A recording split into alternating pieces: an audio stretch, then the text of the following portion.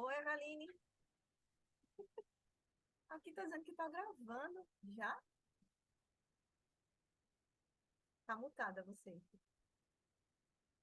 Tá gravando. Pronto. Eu não tenho como mexer aqui. Entrou, gravou? Será que já?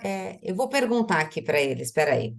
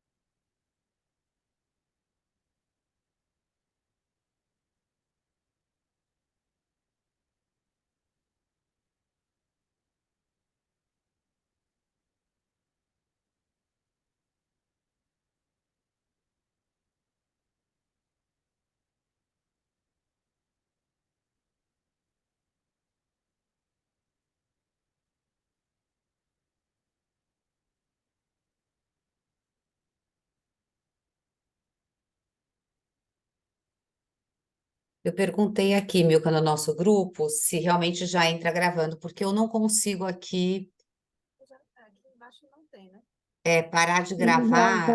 ele grava automático. Ah, ele já entra gravando mesmo. Isso. Tá. Bom dia. Bom dia, Daniela. Então é isso mesmo. Valendo. Milka, deixa eu te perguntar uma coisa. A gente acabou não se falando antes, né? Como é que você quer coordenar a sessão? A gente te apresenta os vídeos um a um e você fala um pouquinho de cada um. Você quer que apresente os três de uma vez? Como é que você prefere fazer? Eu acho que um a um Um a talvez um. funcione melhor. Agora, Tá. Eveline, eu tô falando hoje de manhã. Quando eu abri a minha agenda, como moderadora tá a Eliane. Sou eu, a Eliane. Eu acho, então, eu também fiquei confusa aqui, porque em algumas plataformas para mim tá a Eliane, mas eu acho que tá você. No final Ai, ficou perfeito. você. Joia. Tá? Beleza. Eu acho que é isso mesmo, porque eu também vi em algumas plataformas tá a Eliane. É. Bom, se ela entrar, a gente pergunta, porque ela também está como coordenação aqui, né? Mas eu acho que é você mesmo, viu, Milka? Pronto. Aí a gente Tá. faz na sequência do que tá lá, né? Dos vídeos que estão. Deixa eu ver. Isso, deixa eu ver como é que tá lá. Tá primeiro retorno de mulheres, depois influência de aspectos subjetivos e relações de gênero na gestão universitária, é Pronto. isso, né? Isso aí. Tá. Então a gente faz nessa sequência. E aí, Milka, a gente tem 90 minutos, né? Eu pensei em uns 5 minutos para a gente fazer uma introdução, e aí, na verdade, os vídeos têm duração aí de 8, 9 minutos. Então, a gente tem 20 minutos para cada artigo, que são só três no nosso caso, e no final tem 25 minutos para um debate final. Fica Certo. bom para você? Fica bom. Tá bom. Porque, como os vídeos são curtinhos, né? Para quem. Isso. Aí uma das coisas que eu pensei foi, após o vídeo, né? Fazer algumas considerações, mas até pedir para o autor se ele tem alguma coisa que ele gostaria de ter falado, acrescentado, colocado na apresentação que não está lá.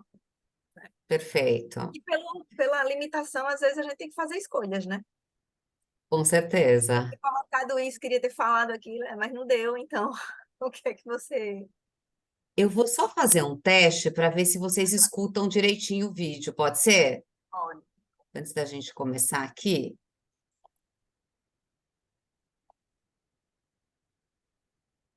Você vê minha tela? vê agora. Veja.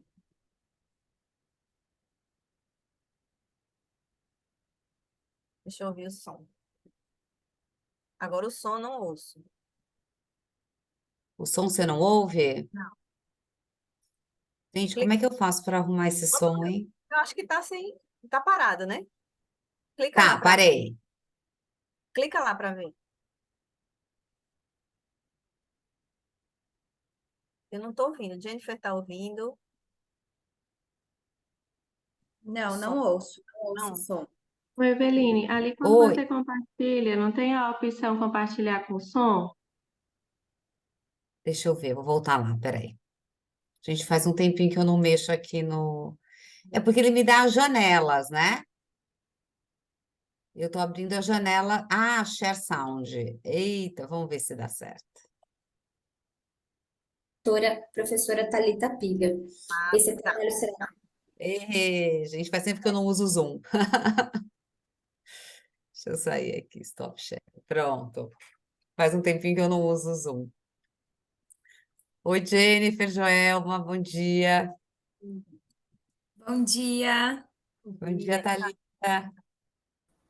Bom dia, meninas. Bom dia. Bom dia. Bom dia, bom dia. Temos uns minutinhos ainda para.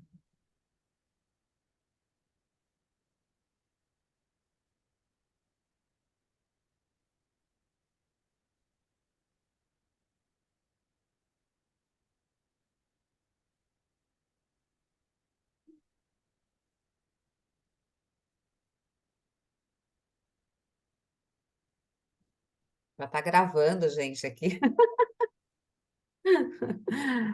É um negócio meio esquisito, né? É, então, fica todo mundo quieto, gente. Hoje Você podemos faz o falar quê um com pouquinho. olha para onde e faz o quê? É um negócio. A gente espera até as 9, né? Ver todo mundo que entra. A gente dá uma orientação, Milka, aí eu falo mais ou menos como é que eu pensei. A gente pensou em dividir a sessão, entendeu? Para todo mundo se organizar. Joia. Ai, eu não lembrava desse botãozinho de share sound. Eu falei, ai, meu Deus, da outra vez a mesma coisa. Gente, não tá ouvindo o som. Ah! Acho que o ano passado a gente estava na mesma sessão, não foi? A gente tava. Um negócio assim também. Cadê o É que som? normalmente eu pego ou de diversidade ou de carreira, né? E você tá você normalmente pega diversidade também, né? O ano passado a gente estava, acho que em uma sessão juntas. São nomes diferentes, né, Milka? Não dá para não lembrar. Pelo amor de Milka, Deus, bom. Eveline. A gente vai acostumando, né? Então, são nomes mais diferentes, assim a gente lembra, né?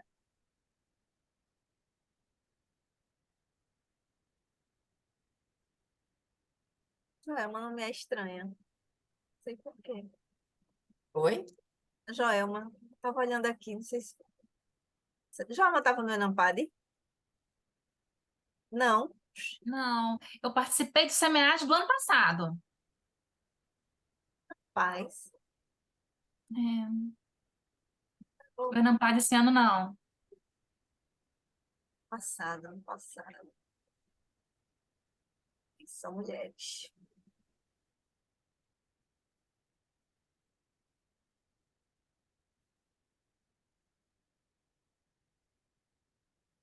Oi? Desculpa, gente. Liguei aqui sem querer.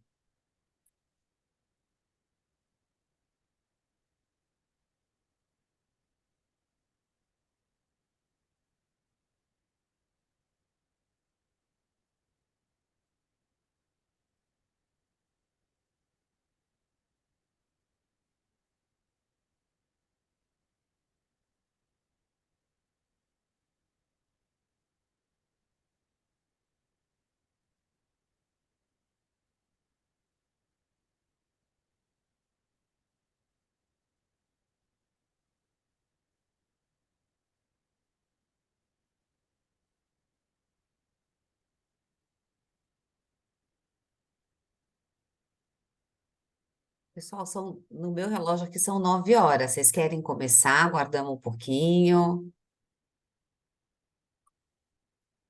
que que vocês preferem fazer? Tá faltando alguém? Eu já vi que a Jennifer tá aí. A Joelma, né, que vai apresentar também. E eu, um de Jennifer, um de Joelma. Jennifer, Joelma. E o outro É meu. é seu com o Júnior, Lúcio. né? Com o Lúcio. Tá, que tá pequenininho aqui. Bom, estamos todos aqui. Querem começar? Vamos? Bora nós. Então vamos lá, conforme as pessoas forem entrando, aí a sala está aberta para quem for entrando. Gente, bom dia para todas, para todos. A nossa sessão tem uma duração de 90 minutos, então eu estava conversando até com a Jaelma agora, a gente vai dividir as três, e nós somos em três apresentações. Então a gente vai dividir, vai apresentar, passar o vídeo de cada uma de vocês, e na sequência fazer uma conversa sobre o artigo de cada uma. E ao final da sessão, a gente tem 25 minutos finais aí para a gente fazer uma conversa mais geral, tá bom? Meu nome é Iveline, eu estou fazendo doutorado aqui na USP, na FEA, na área de gestão de pessoas, e vou passar agora a palavra para a Milka, para ela fazer essa abertura e a gente já começar a passar os vídeos. Então, gente, bom dia, né? A todas, por enquanto. Eu sou Milka, vou moderar essa sessão, mas eu quero que vocês se sintam super à vontade para conversarem, trocarem ideias, interagirem, né? A gente tem um tempo, sim, mas a gente vai ter um tempo também para discussão e troca do tema entre si. Ah, não é meu trabalho, mas é um tema que nos uniu aqui e é sobre ele que a gente vai conversar, tá? Então, já agradeço de partida, né, a presença de todas. E vamos nós? Vamos Então começando? vamos lá. Bora nós. Eu vou começar. Opa! Eu vou começar passando o artigo do retorno de mulheres ao mercado de trabalho após a maternidade, tá? Deixa eu só dividir minha tela com vocês aqui. Todo mundo enxerga minha tela bem? Sim. Então, vou lá. Está assistindo a apresentação desse artigo. Olá a todos que estão assistindo a apresentação deste artigo. Meu nome é Jennifer Stephanie e hoje eu vou falar sobre o retorno das mulheres no mercado de trabalho após a maternidade, um estudo realizado na cidade de Londrina, Paraná. Eu sou a autora, juntamente com a coautora, professora Thalita Piga. Esse trabalho será apresentado no CMA de 2023. Na nossa introdução, a gente fala sobre o ingresso das mulheres no mercado de trabalho, que se deu devido à Primeira e Segunda Guerra Mundial e também ao processo de urbanização. Esse processo de ingressão da mulher no mercado de trabalho, ele é acompanhado pela distinção de gênero, pela pouca remuneração e por trabalhos de baixa qualificação. O dilema atual das mulheres seria a conciliação da carreira profissional com a maternidade. Os estudos existentes, como o de Beltrame e de Donelli, eles buscam avaliar a dedicação da mulher à carreira profissional, o crescimento em cargos de liderança e até mesmo a interrupção de suas atividades para se tornar mãe.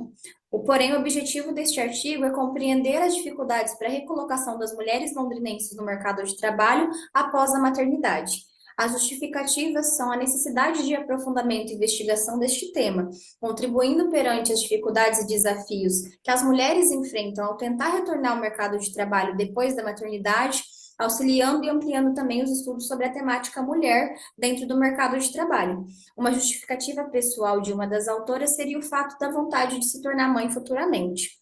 Na nossa fundamentação teórica, a gente pode ver que ao longo das histórias das civilizações, a mulher ela sempre foi muito submissa, sempre foi tratada como um ser inferior e como a serva de um patriarcado onde ela era subordinada e dominada.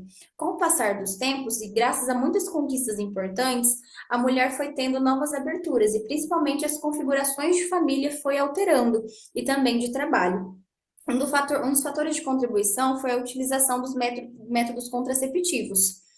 Ainda hoje, a inserção da mulher no mercado de trabalho ela é acompanhada de um processo de discriminação e de desigualdade. Somados a isso, tem a conciliação dela entre cuidados com a casa e cuidados com os filhos, o que traz uma sobrecarga e uma rotina exaustiva. No ingresso da mulher no mercado de trabalho, ele vai exigir um equilíbrio, onde ela consegue equilibrar o trabalho doméstico com o trabalho formal, e além dos cuidados com os filhos, o que traz ainda dilemas entre suas escolhas, carreira profissional ou a maternidade. Um tema comum utilizado é o opting out, que pode ser traduzido como optar por sair, que é o que define a saída da mulher do mercado de trabalho para cuidado dos filhos. A mulher que decide conciliar a carreira com a maternidade, ela vai se sentir culpada por terceirizar o cuidado dos filhos, que vai passar a ser das creches, escolas ou ainda de babás. Além disso, o processo de retorno dela no mercado de trabalho é acompanhado de processos de seleção e de entrevistas machistas. Ao invés do mercado de trabalho facilitar esse retorno, ele acaba penalizando a mulher, criando obstáculos ao invés de dar suporte. Uma pesquisa de Machado e Neto, de 2016, ela aponta que ocorre queda do emprego das mulheres 24 meses após a licença maternidade, e que a maioria das demissões, elas se dão por conta do empregador. O que pode comprovar que a licença maternidade, ela não é capaz de segurar as mulheres, as mães no mercado de trabalho, e que é necessário ampliar as políticas públicas para que possam ser mais eficazes e possam reter as mulheres no mercado de trabalho. Apesar desses processos lentos e dessas mudanças, a mulher ela continua lutando e buscando seu espaço. Uma conquista recente e histórica foi o Miss Universo 2023, onde que foi alteradas as regras das competições e passaram a aceitar mulheres casadas, divorciadas, mulheres grávidas e até mulheres que são mães, sendo que a ganhadora do Miss Universo 2023 é uma mulher mãe. A metodologia desse estudo é de abordagem qualitativa, objetivo descritivo e que utilizou a técnica de coleta de dados através de entrevista com roteiro semi-estruturado, abrangendo temas como a trajetória acadêmica e profissional, saída e retorno do mercado de trabalho, as dificuldades e as barreiras encontradas por essas mães. A duração média da entrevista foi de 30 minutos, presencial ou ainda através de aplicativo Google Meet. O público-alvo são mães que moram ou que atuam em Londrina e que tiveram disponibilidade para entrevista. As participantes tinham filhos de até 5 anos de idade, porque eles estão em processo de adaptação, processo de coordenação motora, aprendizagem e em fase escolar. Para a análise dos dados, foram criadas 3 categorias: perfil, dificuldades e desafios percebidos e as barreiras para o crescimento profissional. Na apresentação do perfil, nós utilizamos o nome das participantes como nome de flores, para também preservar a identidade dessas participantes. Então, nós temos a orquídea, a margarida, a tulipa, a girassol e a jasmim. Essas mulheres, elas são de faixa etária de 25 a 33 anos e têm um considerável grau de escolarização. Neto e Machado vai apontar que muitas mulheres que têm dificuldade para retornar no mercado de trabalho possuem menos estudos, que não é o caso das entrevistadas. A gente vê que elas têm um grande grau de conhecimento e também de escolaridade, só que também apresentaram dificuldades, enfrentaram na hora de retornar ao mercado de trabalho. Dentre as dificuldades e os desafios, é encontrado muitos obstáculos no processo laboral. E dentre as entrevistadas, elas vão apontar a rotina familiar após a maternidade, a falta de receptividade do mercado de trabalho, a adaptação e amamentação do bebê, os obstáculos criados pela organização empregadora, colocando a mulher numa posição de incapaz. E aqui a gente pode ver algumas frases citadas por essas entrevistadas. Além disso, as barreiras do crescimento profissional, onde as mulheres, ao sair de uma atividade numa empresa, alguma posição, algum cargo que ela antes tinha, como analista ou gerente, ela entra em outra organização e passa a aceitar uma posição inferior por necessidade, muitas vezes necessidade financeira, além do preconceito no processo de recrutamento, sobrecarga e rotinas exaustivas, que faz ela abrir mão da carreira em prol da maternidade. Dentre as considerações finais, a pesquisa ela evidenciou esse perfil homogêneo das mulheres, onde elas possuem idades e escolaridades similares. Todas sofreram preconceito com o retorno do mercado de trabalho e algumas delas foram mandadas embora no período de estabilidade. É possível enxergar a desigualdade, principalmente uma barreira encontrada durante os processos seletivos. E o apoio masculino também é de grande importância, onde a gente não verificou que tem esse acolhimento do homem nesse processo. Sugestões futuras de pesquisas: entrevistar mães com filhos em idades diferentes, mulheres mais velhas e realizar pesquisa dentro das organizações ou ainda pesquisa com o público-alvo masculino. Essas são as nossas referências bibliográficas e eu agradeço você que assistiu essa apresentação. Muito obrigada.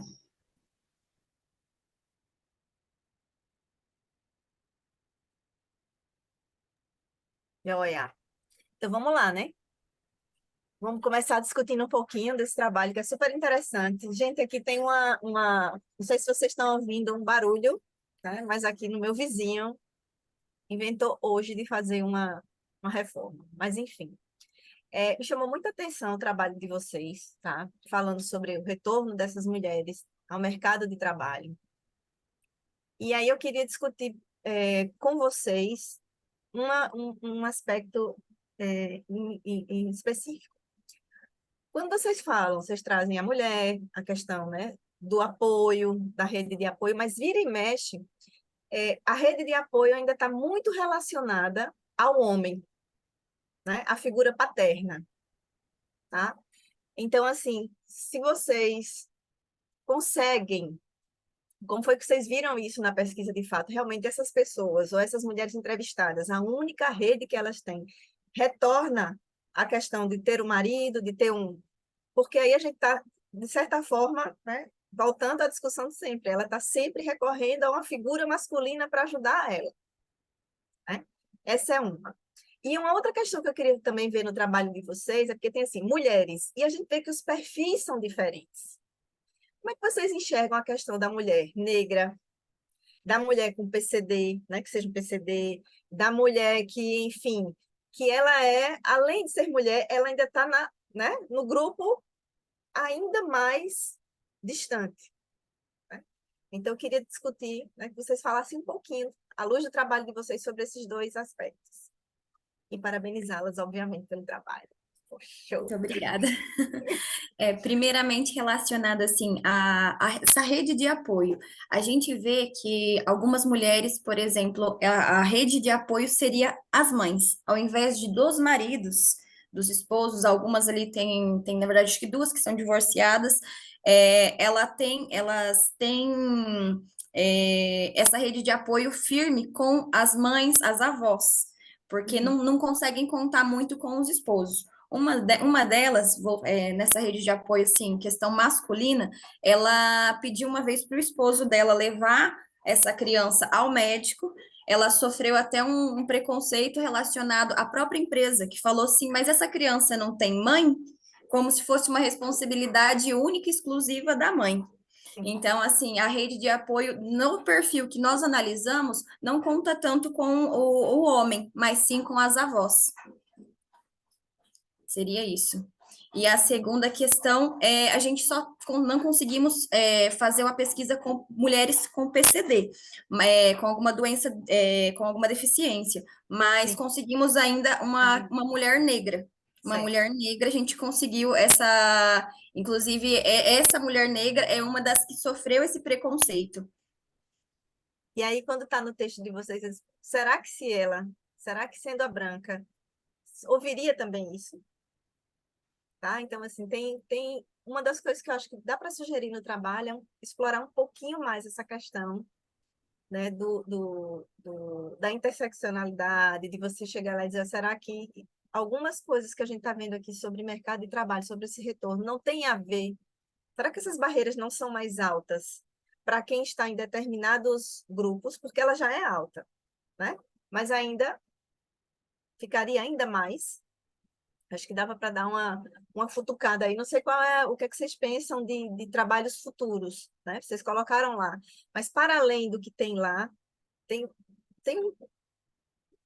uma avenida muito larga para se trabalhar, né? Essa questão da diversidade, sim, mas não ela nos grupos ditos, ou assim, a gente pega mulheres, mas dentro de mulheres a gente tem de que mulher a gente está falando, né? Então, assim, é um estudo com mulheres, mas de que mulheres? É a Buscar mulher. ver a minoria também, né? Até porque ali a gente vê que a maioria relacionada à questão de estudo, todas elas possuem, né, Exato. estudo. Que é uma das coisas que vocês colocam. Elas têm um nível de escolaridade razoável, né? Pelo que tem o texto de vocês. E aí, ainda tem tempo, Eveline? Tem sim, tem sim. Joia. E ainda, uma coisa que eu também queria ouvir vocês a respeito é o seguinte: no texto a gente fala da dificuldade de voltar para o mercado de trabalho, mas a gente sabe que tem todo um discurso hoje de a mulher, para ela ser reconhecida, né, ela tem que ser boa, né, em vários aspectos. E até o tempo de licença que ela fica fora, né, a culpa dela de ficar ali, tirar os 6 meses, outras mulheres, né, pressionam para ela voltar, porque a gente tem um discurso que a mulher, que é a mulher, ela tem que ser super produtiva. Para que ela precisa de 6 meses? Então, a gente não tem, às vezes, o direito de curtir a maternidade. Né? Eu não sei se vocês, nas entrevistas de vocês poderiam falar um pouco mais sobre isso. Porque parece que aproveitar a curta licença maternidade, aproveitar, entre aspas, você está cometendo um erro gravíssimo, porque você não vai voltar para o mercado de trabalho. Né? Então, assim, essa coisa da precarização do trabalho da mulher, né, da própria lógica capitalista, fica ali, ó, esse tempo é um tempo morto, é um tempo perdido. Tá? Eu queria ouvir um pouquinho vocês sobre se vocês acham, se faz sentido isso para vocês. Não, com certeza faz muito sentido, principalmente assim, porque dentro da pesquisa teve duas participantes que elas foram mandadas embora logo depois da licença maternidade, porque elas foram tratadas como incapazes. Ah, mas você ficou esse período afastada, você não Sim. conseguiu se atualizar, a empresa, uma delas mudou de sistema, falou assim, você não seria capaz, você não vai ser capaz, foi essa palavra utilizada, você não vai ser capaz de aprender esse novo sistema, você não vai conseguir acompanhar. Então, é uma situação assim que a gente percebeu de perto, porque, inclusive, essa participante, ela procurou até uma escolinha, uma creche, ela ia pagar um particular para a criança, então, assim, ela já estava totalmente preparada para esse retorno, só que eles falaram que ela não conseguiria acompanhar daí esse processo, devido a esse período, que para eles foi um período como se fosse uma folga mesmo, que ela tivesse ficado afastada. Uhum. E daí, porque quando a gente fala de política pública, né, você pode ter a política pública, mas se a organização não tiver aberta para receber isso, dificilmente a mulher vai receber lá no fim da ponta, porque a política pública vai esbarrar na própria organização, ela não consegue entrar. Ela é linda no papel, mas na hora que você vai para um mundo como esse que vocês trouxeram, se eu tenho direito, tenho, mas gozar esse direito significa sofrer uma discriminação. Né? Então, assim, é surreal, né? A gente está numa sessão sobre diversidade, mas a gente vai começando a entender que, na verdade, tem né, um outro lado da diversidade que a gente ainda precisa avançar um bocado. E, Eveline, como estamos? Mas não, estamos com Quer tempo falar alguma ainda. coisa? Quer falar Eu acho alguma que eu vou coisa? fazer um comentário, né? Eu também li os artigos, queria parabenizar vocês pelo material. Acho que o tema é super relevante e interessante mesmo. Milka, acho que para mim também veio muito a história da interseccionalidade, né? Que mulher é essa que a gente está falando? Acho que conforme eu fui lendo o artigo, isso ficou também ressoando para mim, então acho que seria interessante aprofundar um pouquinho. E especificamente do conceito de opt-out que vocês citaram, é um conceito que eu já li bastante também, eu estudo carreiras, então o meu foco é mais carreira e longevidade, mas carreiras de mulher eu já li muito também, enfim, né? A gente é mulher, acaba lendo bastante sobre isso também, se interessando. E eu queria dar uma sugestão para vocês, tem duas autoras, que eu não sei se vocês chegaram a ler sobre opt-out, que é Mainiero e a Sullivan, Sherry Sullivan e Liza Mainiero, né? Elas escreveram um livro falando sobre carreira caleidoscópio, que está ligado ao conceito do opt-out. Nessa ideia da escolha da mulher também de sair do mercado de trabalho. Então, tem um lugar que é o mercado de trabalho não aceitar essa mulher de volta, essa dificuldade do retorno a partir do mercado, mas ela trabalha muito, elas trabalham muito, essas autoras, a ideia de que a mulher também começa a se perguntar se ela quer voltar para o mercado. Claro que a gente não está falando de todas as mulheres, a gente está falando também de uma mulher específica, mas que também é um fenômeno que não se via, né, antes. Então, eu acho que essa questão de que mulher a gente está falando, quando a gente fala de opt-out, a gente está falando muito mais dessa mulher que escolhe sair do mercado de trabalho, que escolhe dar uma pausa, que escolhe fazer talvez uma outra carreira mais autônoma, fazer alguma mudança, uma transição de carreira, que o conceito dela está muito ligado à transição de carreira. justamente porque elas viram mulheres, mães, né, no período da maternidade, fazendo decisões também de transição de carreira. Não só porque o mercado não aceita, mas porque elas também mudam os valores e elas também não querem voltar para essa realidade, né? Era isso que eu queria comentar, gente. Parabéns, viu? Bom, Obrigada, muito obrigada. mais alguém quer comentar alguma coisa? Vamos para o próximo. Eu Só tenho um queria comentário. agradecer. Daniela, você quer fazer um comentário sobre o trabalho? Sim. Então depois eu Não. faço os agradecimentos, então, por favor. Daniela, eu faço mestrado em pós-graduação em administração lá na Universidade Estadual de Maringá. E quando eu li seu trabalho, eu achei muito interessante quando você trouxe ali aquela perspectiva do público e do privado, né? Porque assim, o meu trabalho vai ser nessa linha da cidade e o gênero, né? A mulher na cidade. E o questionamento que vem é qual o lugar da mulher qual o lugar da mulher na sociedade, né? A gente discute aqui o retorno dela para o mercado de trabalho, mas a gente discute qual o lugar dela lá nesse mercado de trabalho. Esse mercado de trabalho está preparado para receber ela, né? A gente tem aí enraizado uma cultura muito fechada para a mulher, né? O homem é que é o dominador ali do espaço público, né? Então é muito complicado falar essa questão dos espaços, né, sem mexer nessa questão histórica que a gente traz, né? E aí eu fiquei com uma pergunta, porque quando a gente vai escrever um trabalho, a gente pensa numa problemática próxima de nós, né? E aquilo até nos ajuda a desenvolver o tema. E eu fiquei pensando se você como autora já passou por uma situação assim, se você já presenciou alguém, como foi assim a escrita desse trabalho com significado para você?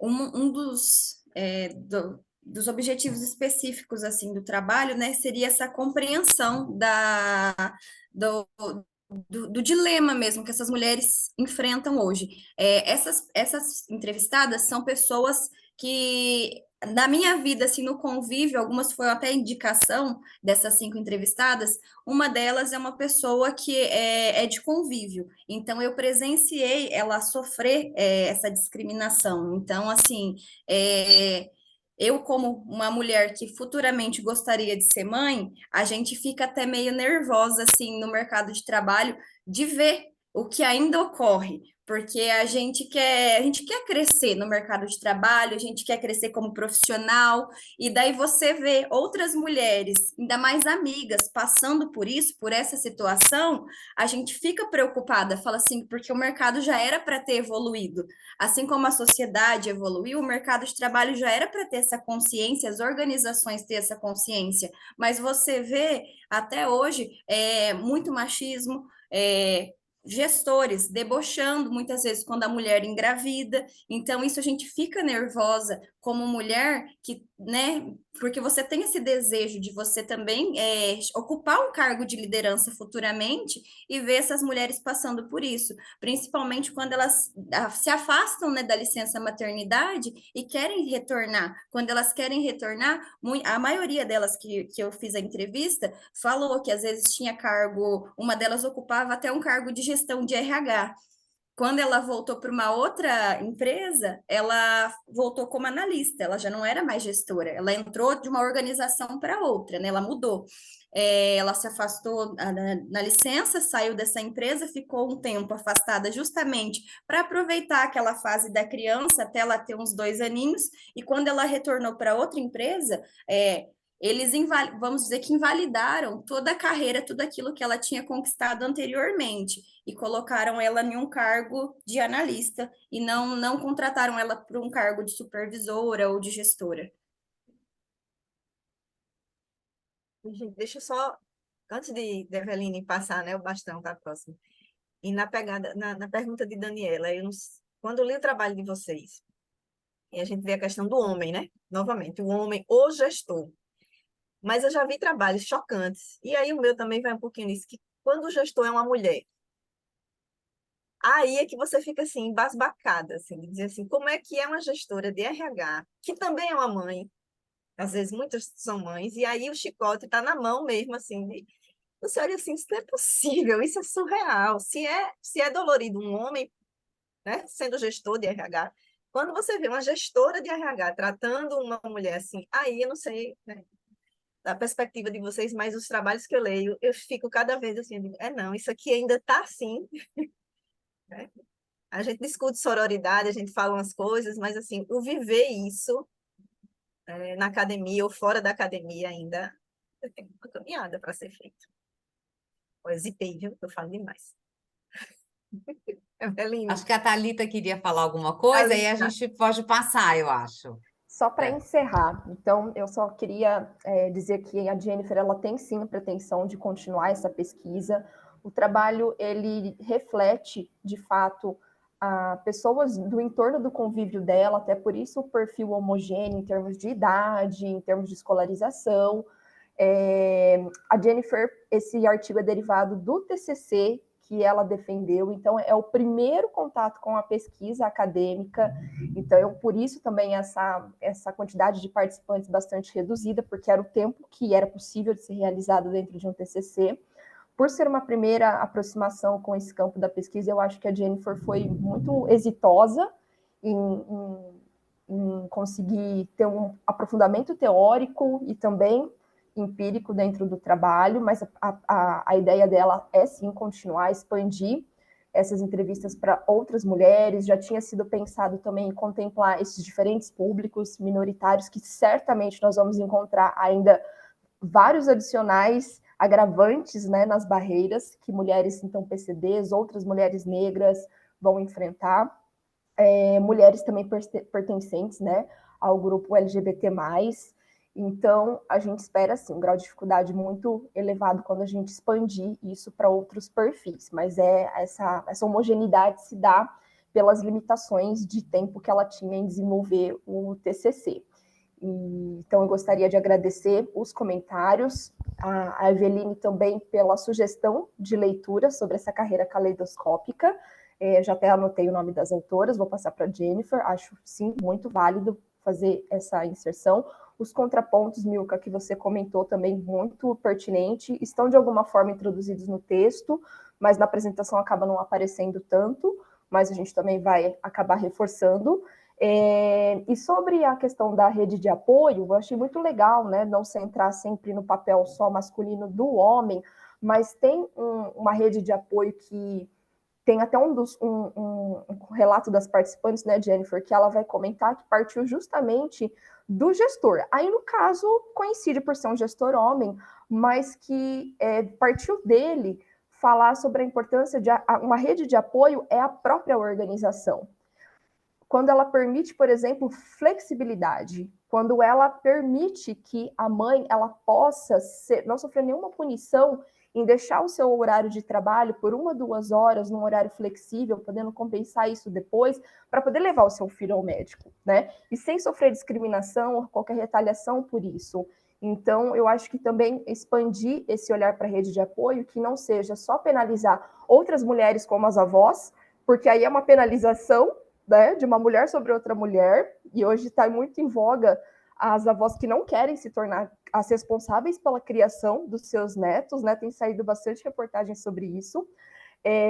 Não também depender do marido para tomar esse protagonismo, senão de novo a gente cai nessa relação patriarcal, mas realmente considerar que isso é um fenômeno complexo e a rede de apoio, então, ela não vai ser única, né? A melhor configuração de rede de apoio é quando ela é mista, mas isso também só vai ser possível quando, como a Daniela comentou, quando a gente também tiver realmente uma evolução na compreensão do papel que a mulher ocupa dentro da sociedade e que dirá dentro das organizações. Então, todos esses questionamentos mostram a complexidade do fenômeno e o quanto a gente tem ainda por avançar.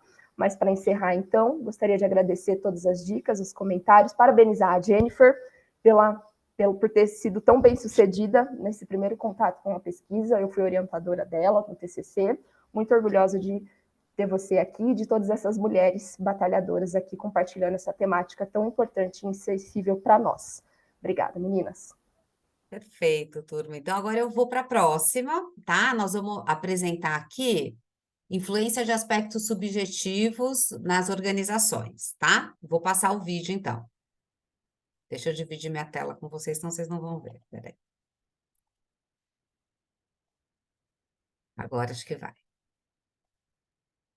Olá a todos e todas. Meu nome é Joelma, eu sou doutoranda em psicologia pela Universidade Federal de São João del Rei, sob a orientação da professora Maria Nivalda de Carvalho Freitas, e eu vou falar aqui um pouco sobre a primeira parte da minha pesquisa de doutorado, um recorte dessa primeira parte, que aborda a influência de aspectos subjetivos nas ações organizacionais direcionadas a pessoas que se acidentaram no trabalho. E o que a gente observa, e que é importante destacar logo de início, é que existem poucos estudos acerca da reinserção de pessoas com deficiência adquirida, e que esses estudos, eles demonstram, de certa forma, que é um processo permeado por questões psicossociais, organizacionais e legais. Nos casos em que a deficiência é adquirida devido a acidentes laborais e o trabalhador precisa ser reinserido no antigo contexto de trabalho, a gente observa ainda que alguns elementos podem facilitar esse processo, como o conhecimento da gestão e da cultura organizacional, mas também podem dificultá-lo, como eventuais mudanças nas atividades, que são realizadas justamente com o objetivo de conciliar as tarefas de trabalho com as características da deficiência. Então, é um aspecto que visa possibilitar a continuidade da vida profissional do trabalhador, mas, por outro lado, pode gerar ansiedade, angústia e incerteza nesse processo. E, diante do pouco debate acadêmico sobre a aquisição de uma deficiência por acidente de trabalho, bem como sobre o processo de retorno laboral após afastamentos relacionados ou não ao trabalho, a gente apresenta essa pesquisa que buscou compreender aspectos desse processo de reinserção no trabalho de pessoas que adquiriram alguma deficiência, alguma sequela física devido a acidente laboral, na perspectiva dos profissionais de recursos humanos, considerando que eles tendem a estar diretamente envolvidos com ações de suporte organizacional e de reinserção laboral, nesses casos que envolvem adoecimentos e acidentes que geram afastamentos. E a gente também sabe que acidente de trabalho consiste no principal agravo à saúde dos trabalhadores. A gente observa isso tanto por meio da literatura qualitativa, como por meio das estatísticas de acidente de trabalho aqui no Brasil. E a gente ainda tem poucos dados acerca dos efeitos do acidente de trabalho sobre a vida profissional e pessoal dos trabalhadores. E esses acidentes de trabalho, eles geram custos financeiros para a saúde pública, para o sistema previdenciário, para as empresas, mas também geram um impacto incalculável do ponto de vista qualitativo para os trabalhadores, suas famílias, colegas de trabalho, organizações e sociedade de modo geral. Nos casos em que um acidente de trabalho tem como consequência a aquisição de uma deficiência, os impactos podem ir além das questões relativas à reabilitação física e emocional, repercutindo, então, sobre outros aspectos, como as relações com o meio organizacional. Essa pesquisa, então, ela parte de uma perspectiva qualitativa, em que se utilizou entrevistas individuais abertas com o procedimento de coleta e produção de dados e o método de análise de conteúdo com o procedimento de análise de dados. Foram realizadas entrevistas por meio de programas de comunicação por vídeo, como Zoom, Google Meet, WhatsApp, e essas entrevistas foram, então, audiogravadas e transcritas integralmente para possibilitar uma posterior análise. A pesquisa contou com a participação de 21 profissionais de recursos humanos, sendo 15 mulheres e 6 homens, residentes em 12 cidades de Minas Gerais. O estudo fez parte de um programa de pesquisa aprovado pelo Comitê de Ética e Pesquisa da universidade que os pesquisadores estavam vinculados. Como resultado principal, a gente destaca que a pessoalidade e a informalidade caracterizaram muitas das ações organizacionais de suporte de retorno ao trabalho de trabalhadores reabilitados, mesmo em empresas maiores de grande porte. E essas práticas, elas foram influenciadas principalmente por 3 fatores. A gente pode categorizar dessa forma. Então, o primeiro é o histórico profissional do trabalhador na empresa antes do acidente, se ela era considerado um bom trabalhador, com desempenho satisfatório, ou se era considerado um trabalhador que tinha uma assiduidade ruim, um desempenho ruim. Então, isso impacta na disponibilidade da empresa em ofertar novas condições, novos cargos, né? Adaptar o cargo para esse trabalhador retornar. Então, é um fator que influencia. Uma outra questão é o impacto do acidente de trabalho sobre aspectos psicossociais do trabalhador e suas relações de trabalho. Alguns profissionais relataram que a pessoa mudou após o acidente, após a deficiência, que familiares, pessoas de fora fizeram a cabeça desse trabalhador contra a empresa, culpando a empresa pelo acidente, e que isso afetou negativamente, na perspectiva desses profissionais, afetou negativamente a relação do trabalhador com a empresa. E uma terceira questão é a interação entre as características da deficiência adquirida e a qualificação profissional do trabalhador. O nível de escolaridade desse trabalhador, aquilo que ele se considera apto a fazer, influencia na disponibilidade da empresa também de colocá-la em uma nova função. Então, muitas vezes as empresas não se dispõem a treiná-lo uma nova função. Já espero que esse trabalhador tenha uma qualificação que possibilite isso. Caso não, isso não seja possível por parte do trabalhador, muitas vezes as empresas colocam obstáculos, alegando que não possuem cargos disponíveis para aquele trabalhador, que a qualificação do trabalhador não é compatível com os cargos da empresa, e aí criam dificuldades, né? São vistas dificuldades para que esse retorno seja possível, seja viabilizado. E o que a gente observa é que reconhecer que aspectos subjetivos, gestores, profissionais de RH, de modo geral, influenciam esses aspectos explícitos, né, que é a demanda por adaptações arquitetônicas, a necessidade de adaptar cargos. Então, essa interação entre aspectos implícitos e explícitos, eles permeiam práticas organizacionais e afetam concretamente as possibilidades de reinserção de trabalhadores reabilitados. Esses fatores, em especial o histórico profissional antes do acidente, né, como eu disse, se a pessoa era ou não vista como uma boa trabalhadora, esses fatores influenciam a disponibilidade das empresas em realocar o reabilitado ou realizar adequações em postos de trabalho que sejam apropriadas às necessidades da pessoa com deficiência adquirida.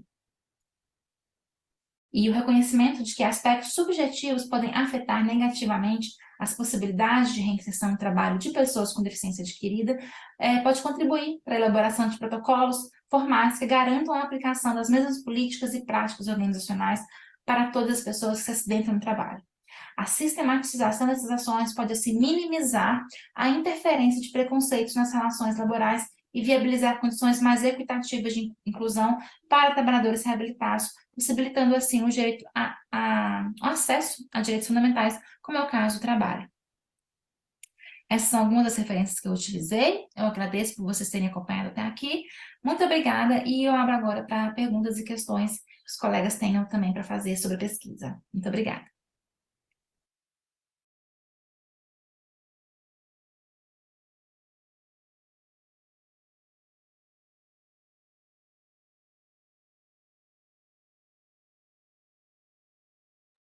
Viu? Estava aqui Você estava tentando abrir fechada.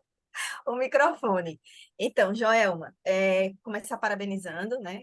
Eu entendi que a sua é um fragmento, né? Um pedacinho da pesquisa do doutorado e que me deixou assim querendo ver cenas já dos próximos capítulos, né? Vamos lá. Eu fiquei na dúvida do seguinte: se passou pela sua intenção, pelo seu radar, enfim, de trabalhar talvez com o conceito de estigma, né? Por que que eu pensei no estigma? Porque, assim, quando você traz a questão da pessoalidade, da informalidade, o que é que dispara isso nos gestores? Né? O que é que leva... Você diz no seu texto, você escreve no seu texto, não tem protocolos, não tem políticas para isso. Ok. Mas eu não sei se faz sentido para você que protocolos e políticas, eles vão minimizar como estão lá. Como está lá no seu texto, tá? Mas o que é que leva esse ponto de partida desse gestor a puxar a pessoalidade e a informalidade para olhar para esse trabalhador que acidentou-se? O que é que leva ele para esse caminho da pessoalidade e da impessoalidade? É o preconceito? É o estigma? É o medo, né, de agora o que é que eu vou fazer com essa pessoa que ficou dessa forma dentro do ambiente de trabalho? Então, assim, era uma questão que eu queria discutir, saber se vocês pensaram sobre esse aspecto. Era uma. A outra esse teu texto, vocês ouviram gestores de RH. Vocês pensaram, já ouviram ou vão ouvir o outro lado, né? Porque esse, e aí, eu quero saber que se acidentou também. Como é que vê isso? Como é que sente? Se sente excluído, se sente, né, né, sofrendo preconceito, se sente, às vezes, diminuído, né? Se essa subjetividade que está lá no título do seu trabalho também vai, né, de repente, perpassar pelo outro lado, que é o lado do trabalhador. Então, eu queria começar discutindo com esses pontos, se possível. Obrigada pelas considerações. Eu vou explicar um pouco o contexto da pesquisa, porque aí eu já respondo até a sua segunda questão primeiro. A pesquisa, a princípio, a gente ouve só as pessoas que se acidentaram no trabalho, que adquiriram deficiência por acidente de trabalho. E aí a gente tinha pensado primeiro uma pesquisa de 2 partes, qualitativa e quantitativa. E aí, quando eu comecei as primeiras entrevistas com as pessoas com deficiência, a gente viu que ia ficar um pouquinho difícil fazer a segunda parte quantitativa. Porque a ideia era a gente pegar esses elementos que facilitam e que dificultam o retorno ao trabalho desses trabalhadores, e aí a gente faria as entrevistas, uma parte mais regional, vamos dizer assim, né, pessoas ali de Minas Gerais, e na segunda parte quantitativa, a ideia era construir um instrumento, um inventário, diagnóstico, para a gente mapear esses fatores no Brasil todo. E a gente precisaria de pessoas que tivessem acesso à internet, a computador. E o que acontece? A escolaridade dessas pessoas normalmente é uma escolaridade mais baixa, ou nível fundamental, ou nível médio. E a gente achou que a gente não ia conseguir fazer a parte quantitativa da pesquisa. Então, essa foi a primeira questão. Mas mesmo a gente concluiu a primeira parte qualitativa com 20 pessoas com deficiência adquirida. E aí a gente fez, então, essa segunda parte, ouvindo profissionais de RH, que foi o recorte, né, que eu trouxe, que foram 21 profissionais de RH e 23 profissionais de saúde e segurança no trabalho. E aí a ideia é desenvolver a parte quantitativa, né, esse inventário diagnóstico, são 3 instrumentos que foram elaborados com esses profissionais de RH e de saúde e segurança a partir do ano que vem. Então, assim, meio que respondendo a sua pergunta, a gente ouviu, né, inclusive ouviu primeiro as pessoas com deficiência. E em relação à primeira questão, a questão do estigma, eu trabalho com o conceito do estigma do Goffman, e aí é uma coisa que veio com a pesquisa e que a gente vai articular para a tese, né, para o final da tese, é a questão dessa sobreposição de estigmas e de preconceitos. Porque tem um estigma associado à pessoa com deficiência, de que ela é incapaz, de que ela vale menos do que a pessoa sem deficiência, de que ela não... A felicidade dela não é plena, de que ela nunca vai ser uma pessoa completa, realizada por causa da deficiência, né? Então, a vida da pessoa gira em torno da deficiência. É uma visão de que a deficiência limita a pessoa. Então, tem esse estigma associado à deficiência e tem um preconceito também associado à pessoa que se acidenta no trabalho, né? Mesmo quando ela não adquire a deficiência, de que esse trabalhador ele foi desatento, de que ele é o próprio responsável pelo acidente, ou então de que ele se achava demais, confiava demais em si, não tomou cuidado e por isso acidentou. Então tem um estigma também associado a essa pessoa que se acidenta, que às vezes fica um tempo afastada, de que ela não é tão boa também para o trabalho, né, de que ela não presta tanta atenção assim, de que ela é responsável porque a empresa cumpre todos os protocolos de segurança, fornece o EPI e tudo, mas que mesmo assim a pessoa se acidenta, então é meio que a responsabilidade dela que não se cuidou. Então a gente observa, no caso específico da pesquisa, a sobreposição mesmo de preconceitos, né? Então volta uma pessoa que é duplamente estigmatizada pela deficiência, né, socialmente, aquele ideal socialmente construído de que a deficiência é algo ruim, que incapacita a pessoa, e também pela questão do acidente, de que ela não é tão boa assim, né, que já que ela se acidentou, ela não é tão boa, então vem essa sobreposição de estigmas, e a empresa ela é obrigada a admitir a pessoa de volta, porque pela legislação, quando a pessoa se acidenta, ela tem 1 ano de estabilidade no emprego, a empresa não pode mandar ela embora, então a empresa tem que dar um jeito, né, e aí o que a gente observa quando a gente fala esses aspectos subjetivos, é que, em alguns casos, se a pessoa era considerada uma boa trabalhadora antes do acidente, a empresa se sente mais exposta a adaptar o cargo, a adaptar as condições de trabalho para ter ela de volta, né? Mesmo que seja, às vezes, uma outra função, já que se ela não puder voltar para o cargo anterior.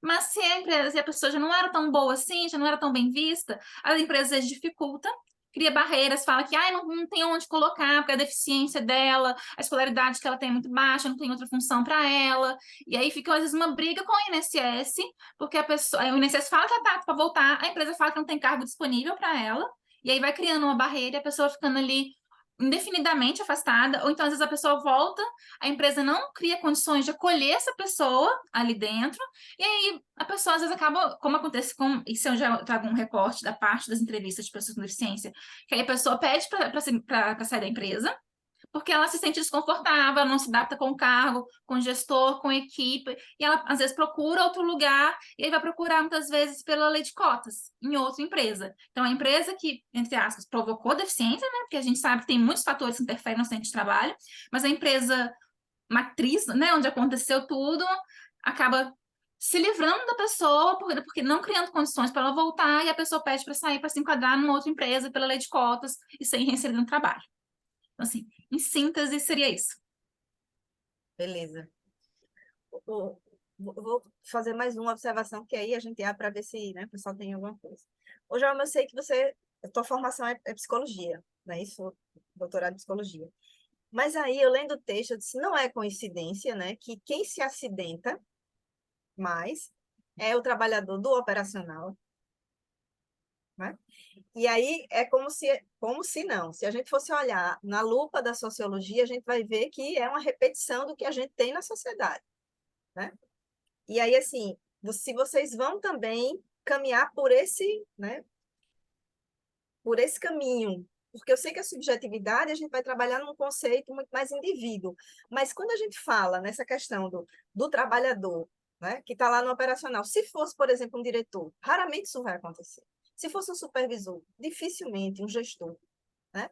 Então, assim, a gente está repetindo, ou a gente está sedimentando um preconceito que já existe com trabalhadores, que não têm, né, um nível de escolaridade, né, que não estão ali, que não tem outras possibilidades, talvez, de mercado de trabalho.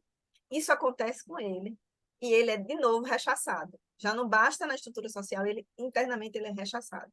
Então, assim, vai chegar uma hora que eu não sei como é que vocês pensam, mas talvez seja interessante, se não entrar por essa avenida, mas pelo menos dizer, olha, há uma conversa com o que temos lá fora, com a forma como nossa sociedade trata, né, esses trabalhadores. Porque às vezes até, aí volto para a questão da subjetividade, o sujeito se acidenta por uma insegurança que ele já tem, por algo que eu estou no lugar, né, pisando em ovos, será que eu vou dar conta disso mesmo? Então, assim, ele já está ali, às vezes, sob uma pressão e ele termina se acidentando, né? Então, assim, isso, e a outra é acidente. Quando você fala aqui no teu trabalho, eu liguei mais a questão do físico, né? Machucou uma perna. Mas tem uma outra questão, que é a questão mental, que a gente tem visto bastante. Então, às vezes, você tem um gestor que ele não quebrou um braço, mas ele tem um quadro seríssimo de depressão, né? Você tem um supervisor que ele não quebrou um pé, mas ele tem uma síndrome de pânico ali guardada nele. Então, assim, vai também chegar, vocês vão, né, na tua tese, pensam ainda em dizer assim, olha, a gente tratou disso, mas existem outras formas né, de adoecimento, ou de acidentes, entre aspas, né? Não sei se chega por aí, que eu fiquei assim, tá, mas tem outras pessoas que estão lá dentro adoecidas, causadas pela organização, que não é uma coisa que apareça talvez fisicamente, né? E fica ali adoecendo cada vez mais. E aí, Jama? Conte-me mais sobre sua vida. Então, em relação à primeira questão, tem muito os dados de acidente de trabalho, eles mostram para a gente um recorte de classe social. Porque as pessoas que se acidentam no trabalho, de modo geral, a gente analisa os dados da Previdência Social, a gente vai ver que são homens, a maioria, 2/3 são homens, e principalmente porque são homens que têm baixa escolaridade, e por ter baixa escolaridade, eles vão buscar se inserir no mercado de trabalho em atividades mais perigosas. Então, construção civil, principalmente, e a área industrial, de empresas também, que muitas vezes a maioria é composta por homens, por questão da força, né? Tem muito esse viés nas próprias contratações. Então, acabam sendo mais admitidos homens, que aí é o que acontece. Às vezes tem um acidente, né? Perde um braço, uma mão, às vezes acidentes que a pessoa lesiona dedo, né? Então, tem muito isso. Então, a gente tem realmente um recorte de classe quando a gente fala de acidente de trabalho. Então, é uma influência de uma situação socioeconômica sobre o número de acidentes de trabalho. Então, assim, às vezes até para a gente pensar na invisibilidade, muitas vezes, desses processos. Porque no Brasil, os dados oficiais é de 500 mil de acidentes de trabalho por ano. Então, é muita coisa. E os dados extraoficiais são mais de 2 milhões de acidentes de trabalho por ano. Porque quando a gente pega o oficial, é só quem tem ali carteira de trabalho assinada. Porque a gente sabe que a informalidade, e aí a gente vai ver gente que, principalmente em construção civil, gente que não usa equipamento de proteção de segurança porque está ali informalmente, não está contratado por uma empresa. Então é muito comum esse tipo de acidente, a pessoa ter uma sequela ali por causa disso. Então a gente às vezes vê muito essa invisibilidade desses dados justamente por causa disso, porque está acontecendo com pessoas pobres, que muitas vezes não têm acesso à informação, não têm acesso a direito, é gente que às vezes não contribui para a previdência social, então às vezes tem que voltar a trabalhar mesmo se não está plenamente recuperada porque não tem um benefício assistencial. Então, assim, tem muita questão, muito ligada a essa questão socioeconômica mesmo, sobre os acidentes. E eu falo disso um pouco no trabalho, que é realmente uma questão. E o outro ponto da questão dos transtornos mentais é um debate grande que a gente tem na área, porque se a gente pegar só os dados oficiais, é muito difícil vincular o transtorno mental ao trabalho. A questão do nexo causal. Muito difícil. E aí, se eu amplio muito a pesquisa. Porque até quando eu falo de deficiência, já é um debate um pouquinho mais delicado. Porque, igual, das 20 pessoas com deficiência que eu entrevistei, 10 voltaram ao trabalho e 10 não voltaram. As que não voltaram são pessoas que adquiriram deficiências mais, que a gente chama mais de deficiências mais severas. Pessoas que ficaram paraplégicas, tetraplégicas, né? E as que voltaram são pessoas que a gente fala que têm deficiências menores. Às vezes amputou um dedo, 2 dedos, perdeu mobilidade de perna, de braço. São pessoas que às vezes a empresa consegue adaptar de uma maneira mais fácil, consegue reinserir de uma maneira mais fácil. Então, assim, eu já diversifiquei um pouco esse entendimento de deficiência para pegar do mais leve ao mais severo, justamente para a gente ter mais participantes, porque senão a gente ia pegar só gente que não volta ao trabalho. E aí a gente compromete um pouco essa análise do ponto de vista organizacional. Então, por isso, já teve uma diversidade aí, mas se eu pego a questão dos transtornos mentais, do adoecimento ao trabalho, igual quando eu estava buscando participantes, eu busquei instituições de reabilitação, no Cerestes, né, do Centro de Reabilitação do Trabalhador, e muita gente me indicava gente com LER, né, LER, DORT, né, lesão por esforço repetitivo. Só que aí eu ia começar a ampliar demais, porque é muito difícil você comprovar o nexo com o trabalho, se é ou não considerado deficiência, porque a deficiência não é só uma questão biológica, orgânica, mas tem a questão do preconceito, do significado social da deficiência, e às vezes uma lesão por esforço repetitivo não é visível, como é, por exemplo, o caso de uma pessoa que utiliza cadeira de rodas ou que tem uma amputação, que utiliza prótese, em que a própria ver a pessoa já causa um estranhamento em quem não tem a deficiência, já cria uma barreira simbólica ali. Então, para não ampliar demais, foi um pouco restrito essa questão mais técnica do que a deficiência. Mas aí para incluir mais gente, eu esbarro em muitas questões, tanto questão legal quanto questão orgânica, médica. É por isso. Aí, por enquanto, eu termino ano que vem, a ideia é realmente ficar só com esse número de esse tipo de deficiência, né? Esse tipo de característica desses participantes. Beleza, Joelma. Eveline, tem mais participantes? Gente, não, também queria parabenizar a Joelma, achei super interessante o teu trabalho. Como você estava falando de subjetividade, também ficou na hora que eu li essa questão, mas e o acidentado, né? Como é que ele vê essa questão? Então, legal você ter trazido que isso fez parte do teu trabalho. E me chamou a atenção, né? Um comentário que você colocou lá no teu artigo, do funcionário não querer voltar também, né? Então, eu acho que tem esse lado da empresa não oferecer as condições, né? Acho que é uma coisa de mão dupla. E tem também o colaborador que não quer voltar para aquela empresa, né? Que, enfim, volta por necessidade financeira.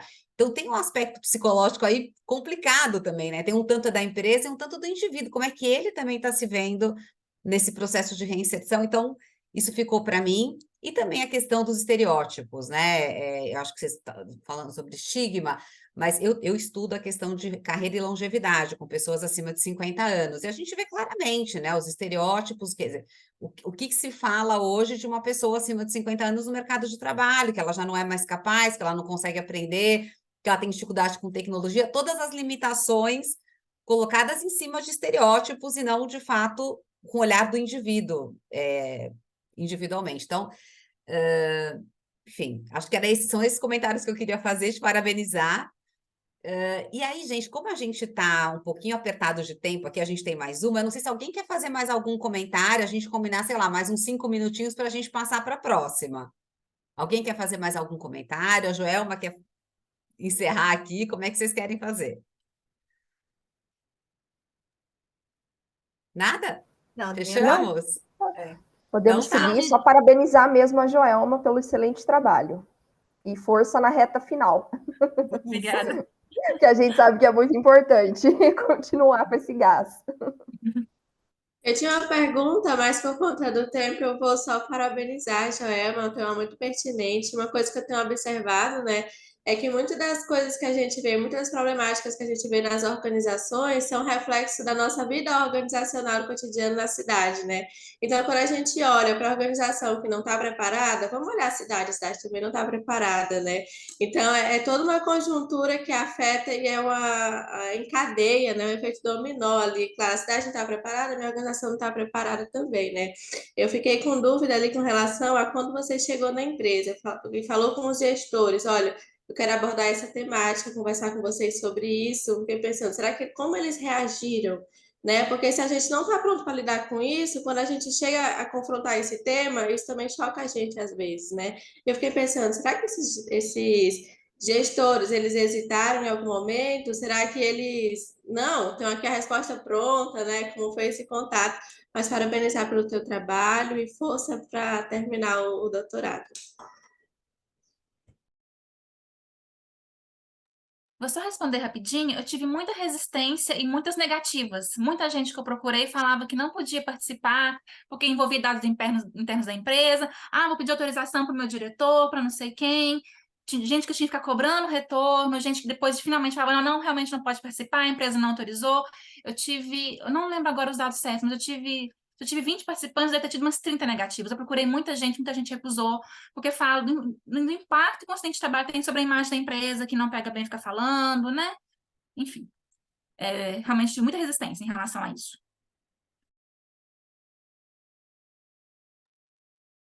Então, vou passar o nosso último vídeo Tá bom. agora. Deixa eu dividir aqui.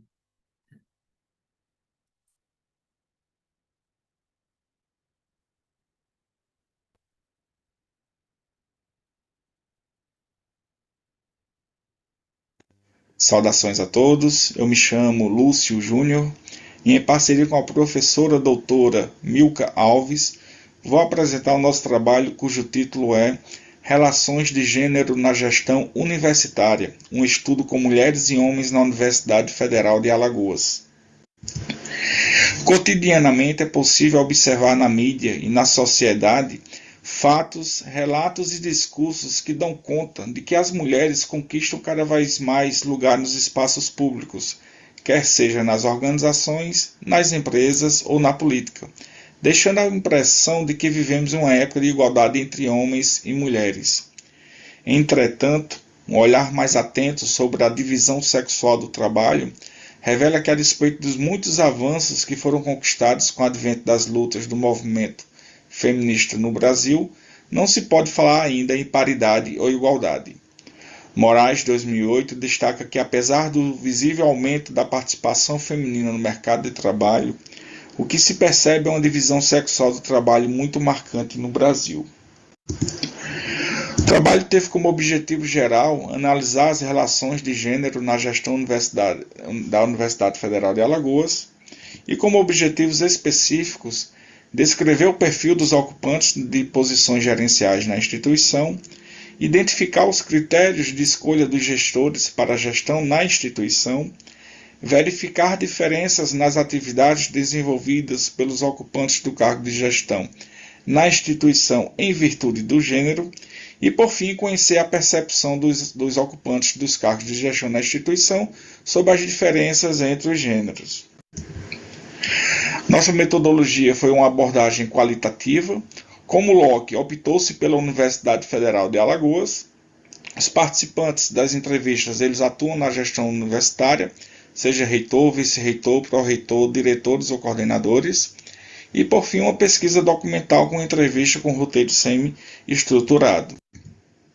Com relação ao perfil, os entrevistados foram 4 do sexo masculino e 2 do sexo feminino, o mais velho tendo 48 anos de idade e o mais jovem 34 anos de idade.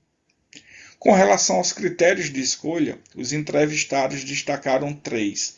O primeiro, o critério legal, que é no Decreto 1916, publicado em 23 de maio de 96, e também conforme o regimento interno da universidade, onde haveria uma eleição formando uma lista tríplice, e dessa lista o presidente da República pode acatar o que foi decidido pela vontade da comunidade acadêmica ou indicar outro ocupante dentro dessa mesma lista.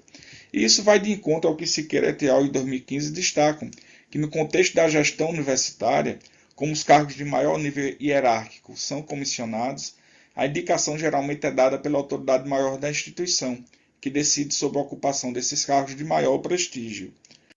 O segundo critério foi o critério técnico, que leva em consideração a formação acadêmica, a pós-graduação e a experiência no exercício de cargos de gestão. Isso também vai de encontro ao que Siqueira et al. 2015 destaca, que apesar de não existir uma regra, a experiência prévia pode ser um fator decisivo na escolha do cargo de gestor. E o último critério foi o critério político, onde deve existir uma coesão política entre os participantes, uma coesão ideológica e uma similaridade de visão de mundo. E também vai de encontro ao que Estes 2011 destaca, que a universidade é uma espécie de arena política, em que os reitores e vice-reitores são eleitos por meio de um jogo político, em que a competência política é o principal critério objetivo, sendo a competência acadêmica uma espécie de pré-requisito legitimador. Com relação às diferenças entre as atividades desenvolvidas em virtude do gênero, todos os entrevistados do sexo masculino afirmaram que nunca sofreram algum tipo de preconceito e ou discriminação durante o exercício do cargo de gestão. Já as gestoras entrevistadas reportam terem sofrido preconceito e ou discriminação no exercício de cargo de gestão. Uma entrevistada, ela relata o preconceito que sofreu por parte dos colegas, não só durante a gestação, mas também no período de licença maternidade. Uma entrevistada descreve a resistência de alguns servidores de ter uma mulher no cargo de gestão, assumindo uma postura machista. Todos os homens entrevistados afirmaram que não existe diferença nas atividades exercidas entre homens e mulheres, e uma entrevistada afirma que existem facilidades para os homens que exercem o cargo de gestão. Com relação à percepção sobre as diferenças entre gênero, um entrevistado afirma que nunca precisou mudar suas características masculinas em virtude da aceitação de suas decisões, mas destaca ter que assumir uma postura mais sensível diante das demandas que surgem no seu setor. As duas mulheres entrevistadas afirmaram já terem assumido características masculinas para obterem respeito em suas atuações quanto gestoras. E como conclusões, todos os entrevistados acreditam que os critérios legal, técnico e político foram adotados pela gestão. A ausência de unanimidade das respostas dos entrevistados sobre a mudança dos critérios de escolha de acordo com o sexo reforça a percepção de que podem existir diferenças quanto ao gênero. Em 3 gestões, os homens assumiram o cargo de reitor por 2 vezes, representando 66,67% e tendo como vice mulheres. Essa diferença também pode ser vista quando analisamos os cargos de pró-reitores. Dos últimos 18 cargos verificados, levando em consideração as últimas 3 gestões, 11 foram ocupados por homens.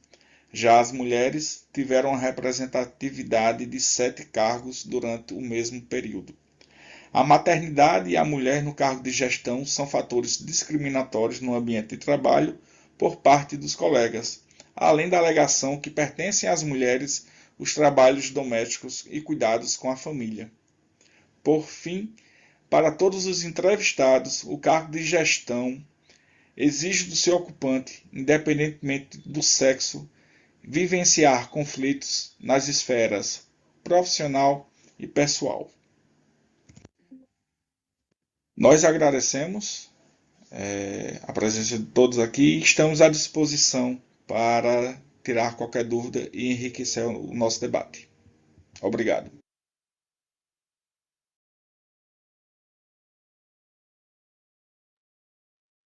É muito estranho, né? Você ter o seu trabalho e ter que discutir sobre ele, mas assim, só dar uma contextualizada no trabalho para a gente entender. Esse trabalho foi um PIBIC, que virou um TCC, né, do Lúcio, que é esse aluno da gente, né?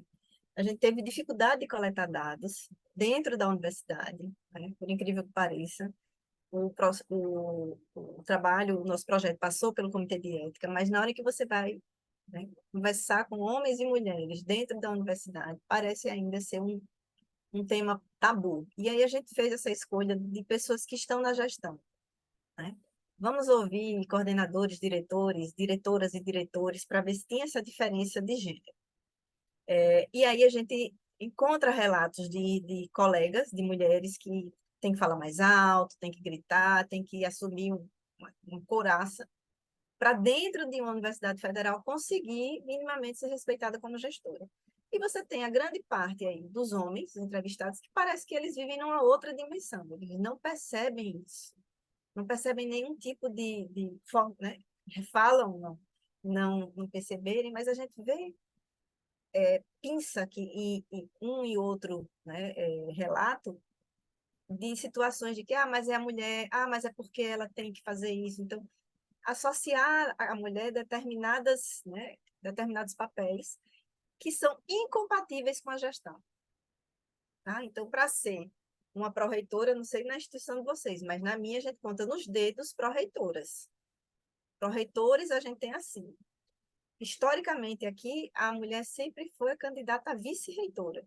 Uma ou outra, né, passa assim, várias gestões para aparecer uma reitora. Reitor E isso não causa espanto, isso não causa questionamento, isso não passa pela percepção de muitos docentes, ou pelo menos desse grupo que foi entrevistado pela gente. O trabalho ele tem ainda vários ajustes para serem feitos, né? A gente sabe que ele ainda tem um determinado refinamento pelo qual ele precisa passar, mas, assim, para o Lúcio, para o TCC dele, ele saiu chocado porque ele imaginava que a universidade era um espaço muito mais equilibrado, de relações de poder mais equilibradas, e não é. Então, assim, uma das coisas que eu lembro que ele disse, professora, isso acontece aqui dentro. Eu disse, Lúcio, isso aqui é o nosso mundo. É assim, porque às vezes a gente vai para a sala de aula e a gente está na universidade e parece que, né, é um ambiente onde tudo está muito bem resolvido, digamos assim, e não está, né? E aí, eu ouvindo aqui a apresentação, me lembrei de Daniela, ali da questão da sociedade, de lá fora, se a cidade não está, que dirá? Então, a Universidade Federal de Alagoas está dentro de Maceió, que é uma cidade do Nordeste. Nordeste a gente sabe de todas as nossas raízes, né? Patriarcais, enfim, de tudo que a gente possa carregar, a gente tem que reconhecer que é a nossa realidade e que isso entra nas nossas instituições. Então, não dá para a gente estudar a relação de gênero numa universidade federal e esquecer onde ela está, em que cidade ela está.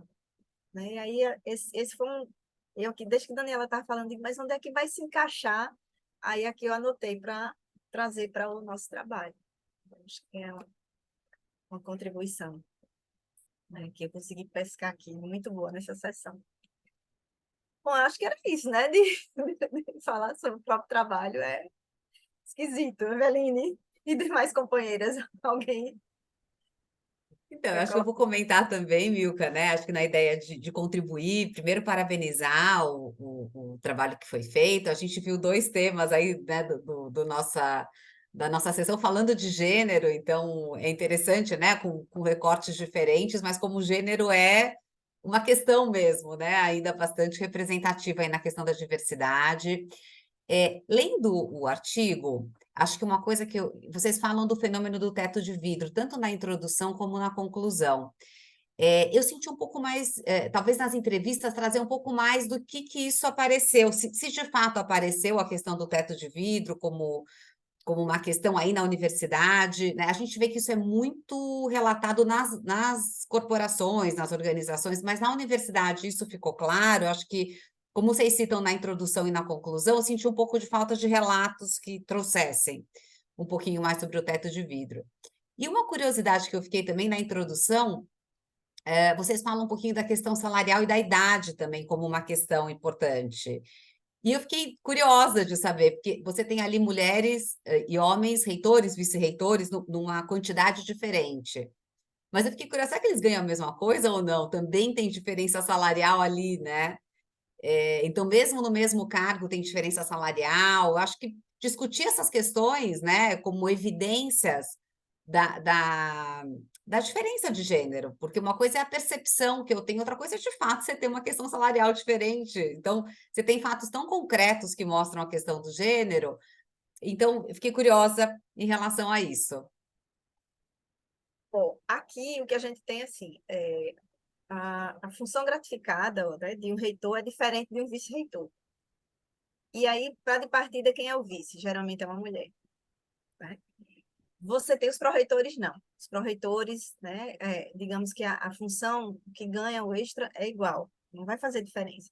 Mas, se você ainda é um professor adjunto, 1, 2, 3, dependendo do nível, na hora que você olha, você vai ter pessoas em carreiras, né, em momentos de carreiras distintos, e essa remuneração vai ser diferente.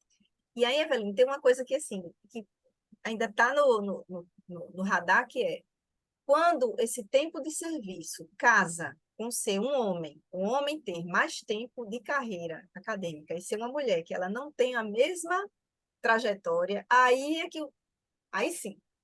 Então, você é mais nova, você é mulher no cargo de gestão, eu sou um homem, estou aqui há mais tempo na universidade. Então, assim, isso a Esse gente não queria desnível, entrar, mas tem nas é, entrevistas, entendeu? E assim, além entendi. disso, você é novata. Então, é quase dizer para uma docente que ela é uma novata. Que novata? Uma novata de 20 anos dentro da universidade.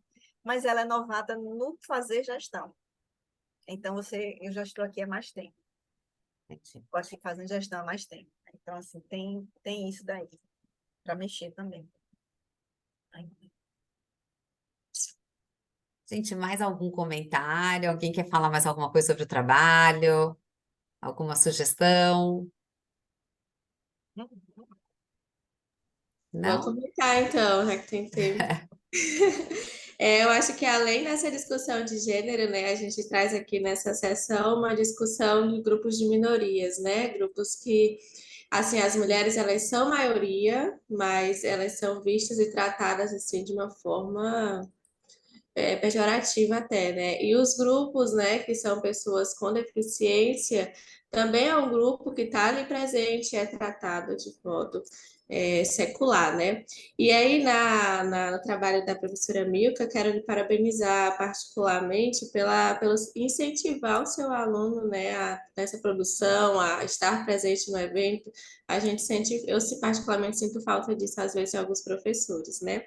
Mas com relação ali ao teto de vidro, né, que vocês fazem esse comparativo, será que as características das empresas privadas estão presentes aqui no público? O teto de vidro ele tem essa característica da privacidade, e quando vocês comentaram as entrevistas, né, eles não querem falar, eles não quiseram se posicionar, então a gente percebe essa característica, né, é um problema que está ali, todo mundo sabe que está, mas ninguém quer comentar, ninguém quer se posicionar, né?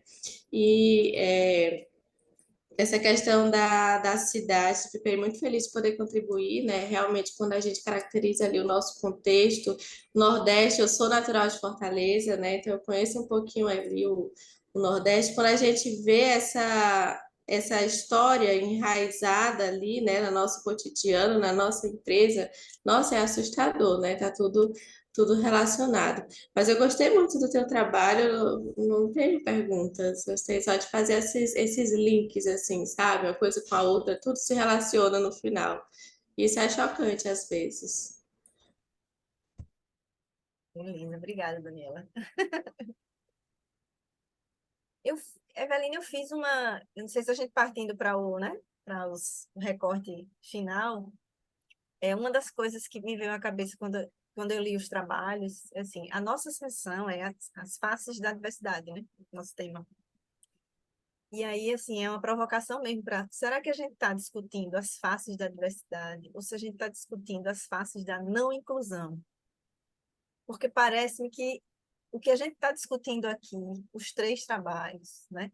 É assim, o como a mulher não consegue voltar para o mercado de trabalho, o como o trabalhador que foi acidentado não consegue novamente uma inclusão, e a minha, como uma professora, não consegue entrar, né, num espaço mais democrático. E aí eu fiquei com esse mal-estar dentro de mim, eu queria é, trazer se faz sentido. Assim, a gente está discutindo diversidade, sim, mas a outra moeda da diversidade é a inclusão. Não é isso? A gente fala muito em sala de aula, diversidade, mas a gente tem que fazê-la acontecer, é trazer a inclusão. Então, o que a gente discutiu aqui ainda está nesse pé de não inclusão, ou a gente já tem uma perspectiva, não, as coisas estão mudando. Vai conseguir, sim, né? Pequenas vitórias e aí para a gente chegar na diversidade que a gente tanto fala.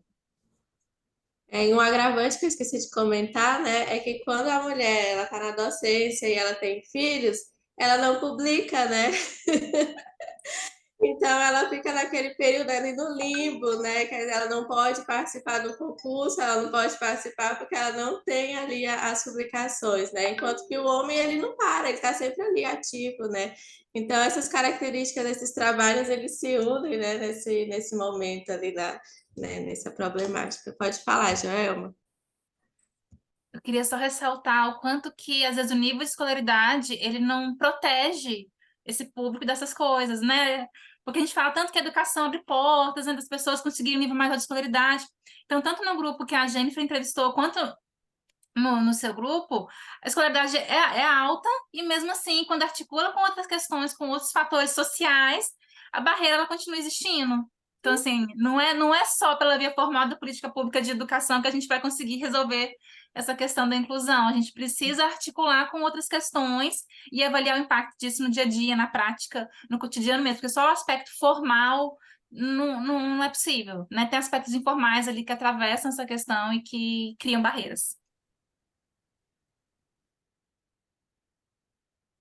Eu acho super bacana o que você está trazendo, Milka, porque eu acho que é bem isso, né? A gente fala muito sobre diversidade, acho que já se evoluiu para poder falar dos assuntos, poder falar das diversas diversidades, mas a inclusão, de fato, é o que é a prática, é o que vai fazer a diferença, não é falar sobre diversidade, mas é conseguir ver práticas e ações, né?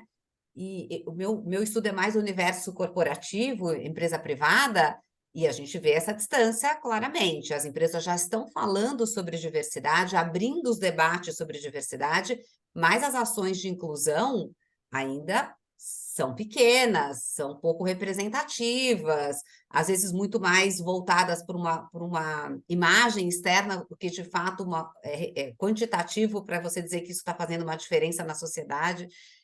Então, acho que o buraco é mais embaixo mesmo, né? Quer dizer, a gente está falando de uma série de. E cada vez mais aparecendo outras derivações. A questão de idade, por exemplo, de faixa etária, a empresa não conseguiu nem resolver gênero, raça, que dirá agora a idade? Idade é uma coisa que nem está na pauta direito dentro das organizações. E a gente vê essa realidade crescente no mundo aqui fora, né?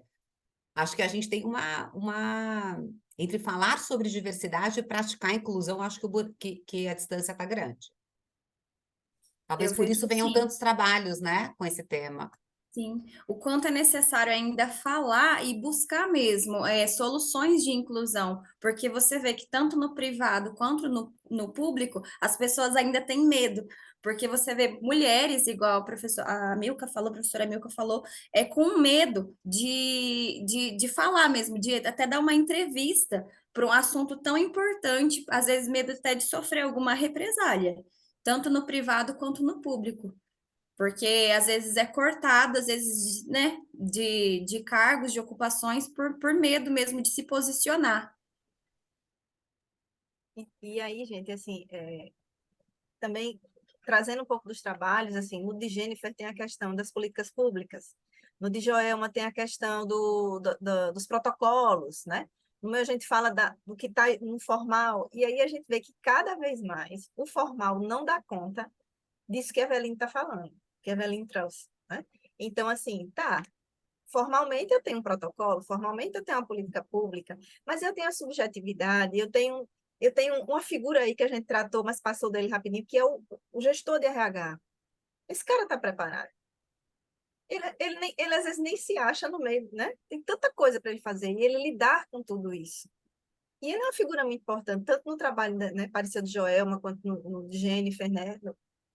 Assim, de preparar essas pessoas. Tem a organização? Tem, mas quem é que faz realmente a organização funcionar são as pessoas. Não tem, né? Acho que a gente já passou dessa discussão. Mas esse gestor de RH, ele ainda tem aquela ilusão de que, se eu tiver um manual de cargos, se eu tiver... É muito mais que isso. Porque aí quando Joelma vem e diz, você pode ter o protocolo todinho, mas o cara tem uma subjetividade que ele vai por trás e ele ajuda ou não essa pessoa a voltar. É quando a Jennifer diz, não, mas um gestor que era mais humano, de novo a gente está caindo na figura do gestor. Né? Então, assim, essa figura acho que a gente precisa ainda trazer, né, nessas discussões de diversidade, nessas discussões de inclusão, porque a gente fala muito da política organizacional. Mas quem de fato faz essa política organizacional, né? Não só ele, mas todo mundo. Não sei se para vocês faz muito sentido isso, tanto na esfera privada, né, quanto no público. Para mim faz todo sentido, assim, estudando também a questão de idade, por exemplo, uma pesquisa recente de um instituto que trabalha com inserção de pessoas com mais de 50 anos, eles fizeram uma pesquisa dentro das organizações e saiu que o grande preconceito que existe em relação à idade é o próprio gestor, não o gestor de RH, o gestor da área. Ele quer contratar a gente, ele que tem mais de 50 anos e tudo mais, não quer contratar uma pessoa com mais de 50 anos, ele quer contratar uma pessoa mais jovem. Então, eu acho que precisa ampliar isso não só para o gestor de RH, mas a gestão como um todo, né? Como é que essa gestão trata essas questões? Porque a organização reflete, acaba sendo um espelho desse gestor. Mesmo que o RH tenha uma prática, se o gestor na área dele não pratica aquilo, não funciona. Então, eu achei interessante isso, né? Que diz que o maior preconceito que existe dentro das organizações é o próprio gestor com mais de 50 anos. Ele não quer contratar alguém com idade, mesmo que o RH tenha essa incentive e tudo mais, né? Essa régua, né, Eveline, assim, de mais de 50, que Não, você estava falando. expandindo não só o gestor de RH, mas os gestores como um Todo. todo, né? Será como é que o gestor trata a questão de mulheres? Ele quer ter mulher na equipe dele ou não? Por mais que o RH tenha. Você mesmo falou, gestoras mulheres, como é que elas tratam outras mulheres? Então, é o nível da gestão como um todo, como é que eles estão olhando para isso? Né? Acho que é por aí. E assim, você falando aqui, a gente conversou das organizações, e aí acho que foi Daniela que falou assim, e quando a mulher tem filhos, ela não produz tantos artigos, não sei o quê, aí veio de novo aquela questão do conceito, né, do produtivismo, da produtividade, que permeia tudo isso. Então, assim, por que eu não quero aquele cara que se acidentou? Porque ele não vai produzir mais como antes. Por que eu não quero mais aquela mulher que tem filhos? Porque ela não vai produzir como antes. Por que aquela docente não é tão, né, benquista depois que tem filhos? Porque ela não vai, né, talvez tenha a mesma disponibilidade, a mesma produtividade que antes. Então, a gente tem uma lógica por trás, essa lógica de produzir, de produzir, de produzir, que afasta a mulher, que, né, olha para aquele cara que sofreu um acidente de uma maneira enviesada, tira ele para lá, né? Olha para a gestora e diz assim, mas você, professora, acabou de ter filho, isso aí não vai. Esse daí não vai mais produzir como era antes. Às vezes não diz, mas, né, coloca a gente em posições onde a gente vai ficando cada vez mais esquecido, invisibilizado e assim sucessivamente. Eu acho que tem essa lógica também, sabe, gente? Tem uma lógica do produzir, desse discurso do trabalhador. Que trabalhador é esse? É o trabalhador que produz. E o que é o produzir na academia? O que é o produzir para essa pessoa que se acidentou? O que é produzir para essa mulher que está querendo voltar para o mercado de trabalho? Se não tem mais o que oferecer, você não tem mais como explorá-lo como antes, sabe? Então, ele não é mais benquisto. Vamos ver o que a gente faz com ele, né? E isso Desaparece. afeta diretamente ali as nossas questões subjetivas, né? Qual é o meu lugar aqui? Eu me sinto parte aqui, minhas relações aqui com a comunidade, né? Com esse espaço de trabalho, elas são afetadas, né? Minha relação comigo mesma, ela é afetada, né? Então é impressionante isso, gente. Gostei muito dessa sessão, olha, me trouxe muitas reflexões, vai contribuir bastante nas minhas análises da dissertação. Obrigada a vocês. Gente, obrigada. A gente está chegando no final, né? 10h30 agora a gente termina. Não sei se alguém quer falar alguma coisa, se a Milka quer fazer algum encerramento, mas também queria agradecer a participação de todos. Acho que foi muito bacana o debate, né? E dizer que eu deixei aqui no chat a avaliação da sessão, né? Se vocês quiserem entrar depois para fazer a avaliação da sessão, ela fica disponível aqui no chat para vocês entrarem lá. Quer falar alguma coisa, Mil? Queria só agradecer, né? Mais um ano aqui no SEMEAD. Sempre todo ano eu prometo a mim que vou para o presencial, vou voltar para o presencial, né? Que encontrar as pessoas, mas eu acho que independente da modalidade, é muito bom a gente poder sentar e discutir sobre isso por 1h30, né? Centrado nesse tipo de discussão. Uma das coisas que eu não perguntei, mas eu acho que talvez, né, caiba ainda, é a questão da devolutiva, né? Todo mundo aqui fez pesquisa, todo mundo aqui está na dissertação, todo mundo aqui fez seu TCC, e a gente começar a pensar de como é que a gente volta para esse entrevistado, como é que a gente volta para essa organização, para dizer o que a gente viu, o que a gente achou, né? Não precisa ser um artigo científico, não precisa ser... Mas como é que a gente volta para esse meio? A gente volta. Porque isso também faz parte do processo de inclusão. Se eu quero provocar isso, então, assim, esse entrevistado, né, ele voltar para ele, essa organização, porque se a gente vai lá, coleta e vai embora, né, a gente também não faz um retorno, uma reflexão mínima daquelas pessoas. Eu sei que é uma prática difícil, aqui a gente tem tentado, né, como é que a gente vai fazer isso de uma forma mais palatável, que não seja tão invasivo, porque às vezes você chega lá e joga nos peitos da pessoa, ei, você não faz isso, não é dessa forma, né? Mas eu acho que vale a pena a gente, nas nossas discussões, já que a gente está trabalhando com um tema tão sensível e que demanda uma mudança de postura mesmo, profissional, pessoal, social, como é que a gente pode voltar a fazer essas devolutivas? Eu acho que era uma das coisas que eu queria deixar e agradecer, né, a oportunidade de estar aqui com vocês conversando sobre esse tema. Obrigada mesmo. Gente, se vocês permitirem aqui, podemos fazer uma fotinho da nossa sessão? Acho que seria bacana, né? Então, deixa eu ver se eu vou tentar pelo print screen aqui, vamos ver se Tá vai, bom. tá bom?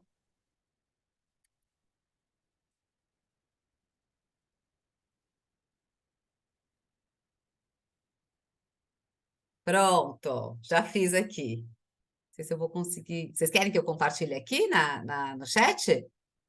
Sim, sim, Deixa eu ver se sim. eu consigo.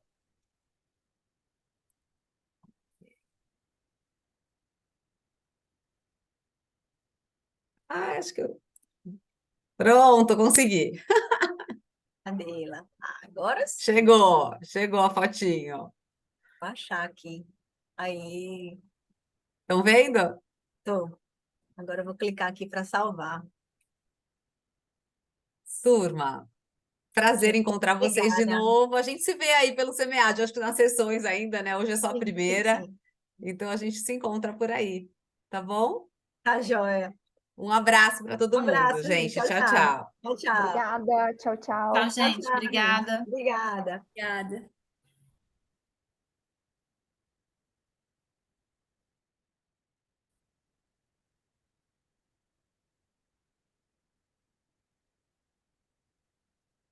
Ficamos nós aqui. Agora Acabou-se. você tá aí, fechado. Tchau, tchau. Tchau, tchau, gente. Tchau, até a próxima. Obrigada, viu, Daniela, pela tua presença aqui. Você me ajudou aqui na questão Obrigada a da você, Eveline. Muito projeção. bom ser sua dupla hoje. A gente se encontra aqui pelo CVAD. Tá Beijo. joia. Sim, Beijo. tchau. Tchau. Tchau.